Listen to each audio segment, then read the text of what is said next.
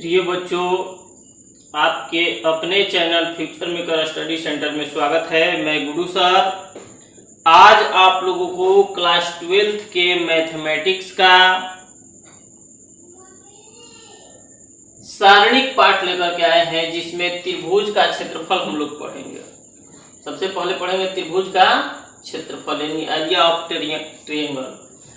तो सबसे पहले इसमें हम लोग जानेंगे कि त्रिभुज का क्षेत्रफल हम लोग 10th क्लास में भी पढ़ चुके हैं ज्यामिति में। तो यहाँ हम लोग सारणिक की सहायता से त्रिभुज का क्षेत्रफल हम लोग कैसे निकालते हैं।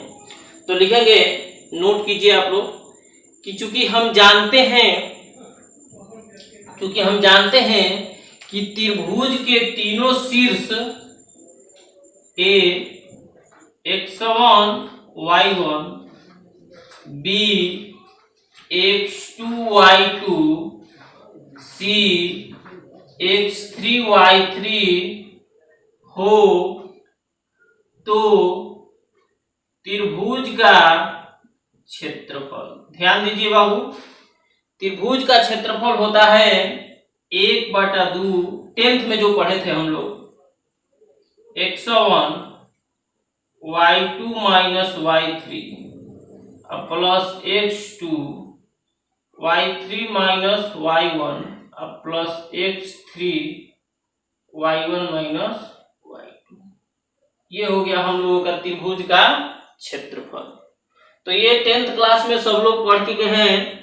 तो देखिए, इसको भी याद करने का तरीका है कि x हमेशा कोष्ठ से बाहर रहेगा। तो 1 2 3, तो 1 के बाद 2 और 2 के बाद 3 है, बीच में माइनस, 2 के बाद 3, 3 के बाद 4 नहीं है तो 1 होगा, 3 के बाद 4 नहीं है तो 1 2, ऐसे ट्रिक से सेट कर लेना है। इसी को अगर हम लोग डिटरमिनेंट रूप में लिखेंगे, इसे सारणिक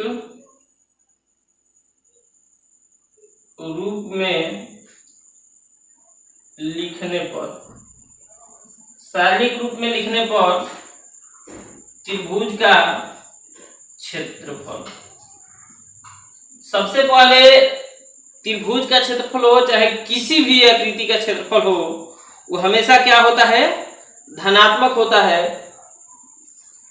किसी भी आकृति का बाबू क्षेत्रफल जो होता है हमेशा धनात्मक होता है। इसलिए हम लोग इसका क्षेत्रफल को किस में रखेंगे, मॉड में रखेंगे। किस में रखेंगे, मॉड में। तो इसका होता है 1/2। ये सारणिक x1 x2 x3 y1 y2 y3 1 1 1, ये हम लोगों का है त्रिभुज का क्षेत्रफल। तो देखिए, ये सारणिक का काम कर रहा है। किसका काम कर रहा है, सारणिक का। लेकिन ये जो है ये मॉड है। मॉड क्यों, क्योंकि त्रिभुज का क्षेत्रफल हो गया और त्रिभुज का क्षेत्रफल हमेशा धनात्मक होता है, इसलिए इसको किस में कर दिए, हम मॉड में कर दिए।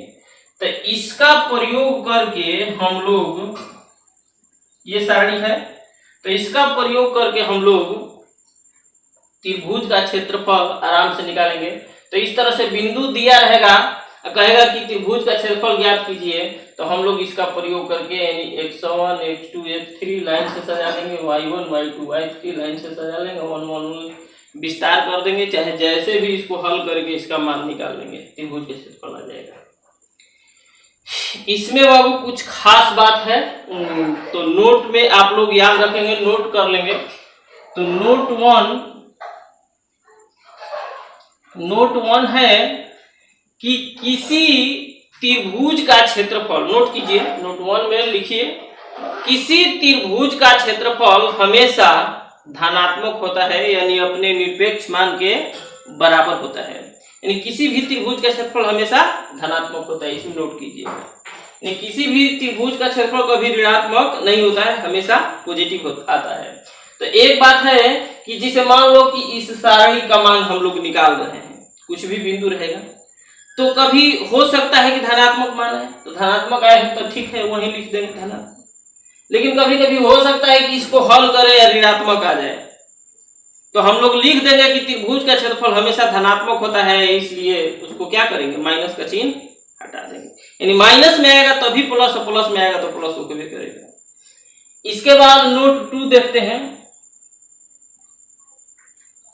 जिसे मान लो कि हमें ये 3 बिंदु दिया है और तीनों बिंदु में सब दिया है, इसके जगह पर एक मान नहीं दिया है और त्रिभुज का क्षेत्रफल दिया है, यानी अज्ञात राशि का मान ज्ञात करना है। यदि किसी त्रिभुज के, नोट कीजिए, किसी त्रिभुज के 3 बिंदुओं में अगर अज्ञात राशि के मान ज्ञात करनी हो तो त्रिभुज का क्षेत्रफल धनात्मक तथा ऋणात्मक दोनों लिया जाता है। क्यों लिया जाता है? त्रिभुज का क्षेत्रफल एक बार धनात्मक लेकर के अज्ञात राशि का मान ज्ञात करेंगे, एक बार ऋणात्मक लेकर ज्ञात करेंगे। क्यों ऐसा करेंगे? क्योंकि जब धनात्मक आया है तब तो धनात्मक लिखबे किए हैं, ऋणात्मक आएगा तब वो धनात्मक। तो हम लोग जो क्षेत्रफल दिया रहता है, हम लोग कल्पना करते हैं कि हो सकता है कि माइनस में आया है, हो सकता है प्लस में। इसलिए कभी भी अगर अज्ञात राशि के मान ज्ञात करनी हो और त्रिभुज का क्षेत्रफल दिया है तो त्रिभुज का क्षेत्रफल एक बार धनात्मक लेकर के बनाएंगे, एक बार ऋणात्मक, यानी वैसे कंडीशन में अज्ञात राशि का कितने मान? 2 मान आएगा। अब हम लोग देखते हैं नोट 3।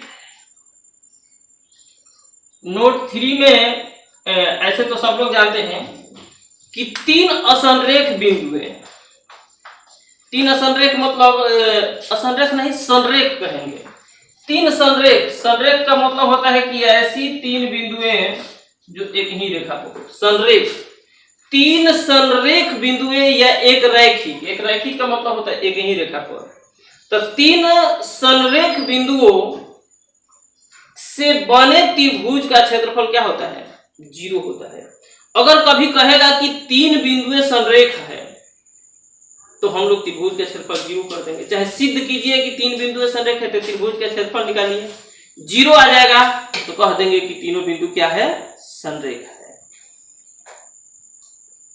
तो इस तरह से हम लोग ये नोट 3 जाने। अब बाबू इसमें बस इतना ही कंसेप्ट है। अब हम लोग पढ़ेंगे एक्सरसाइज। अब हम लोग पढ़ेंगे एक्सरसाइज 4.3।